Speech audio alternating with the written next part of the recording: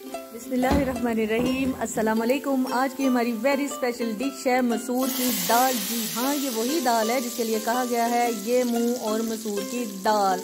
ये अभी आपको जो इस तड़के की आवाज़ आई है, ये वही आवाज़ है जिसको देख के जो है, जिसको भूख नहीं लगी होती उसको भी भूख लग जाती है। ये दुनिया की सबसे ईजी बनने वाली दाल है और 2-3-4 इंग्रेडिएंट्स में ये रेडी हो जाती है। मसूर की दाल मैंने ली है 250 ग्राम, 1 पाव। उसमें लहसुन है उसको, और हरी मिर्च, लाल मिर्च और जो है हल्दी, वो तो डलेगी ही। ये है, आप देखें, ये सबसे पहले हमने मसूर की दाल जो कि मैंने 10 से 15 मिनट पहले भिगो के रख दी थी, इसको ना भी भिगोए तो कोई बात नहीं है।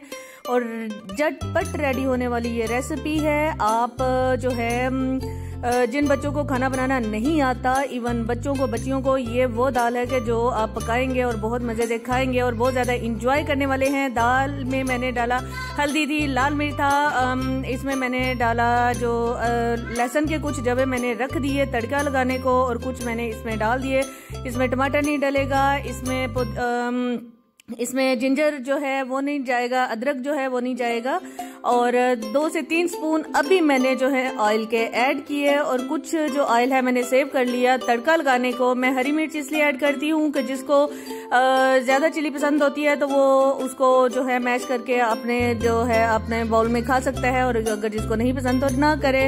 और ये देखिए हमारी मज़ेदार दाल, बस 5 मिनट के लिए इसको मैं प्रेशर कुकर में बंद करूँगी और हमारी दाल बिल्कुल रेडी हो जाएगी। और साथ वही ये देखिए मेरे वाइट राइस बिल्कुल रेडी हैं, और ये राइस के साथ भी टेस्टी लगती है, और अगर आप इसको रोटी के साथ खाएंगे फिर भी मज़े की लगेगी। ये देखिए, ये इसमें मैंने ऑयल को गरम कर दिया, और इसमें मैंने जो तड़का लगाने के लिए मेरे पास इंग्रेडिएंट्स थे वो मैंने अदरक, लहसुन के कुछ जवे और लाल मिर्च, साबुत लाल मिर्च और कुछ ज़ीरा जो है मैंने रख दिया। और एक बार फिर अब वही मज़ेदार आवाज़ सुनेंगे, टन टन। ये लगाया मैंने तड़का और सारे घर में इसकी खुशबू चली जाती है। जैसे मैंने बताया, जिसको भूख नहीं होती वो भी खाने को आ जाता है। और आज आप इंजॉय कीजिए मज़ेदार मसूर की दाल। और ये देखिए किस कदर खूबसूरत मज़े की। इसके साथ ही जो है अपना बहुत सारा ख्याल रखिए, दुआओं में याद रखिए, सब्सक्राइब कीजिए, लाइक कीजिए, कमेंट कीजिए। Bye bye.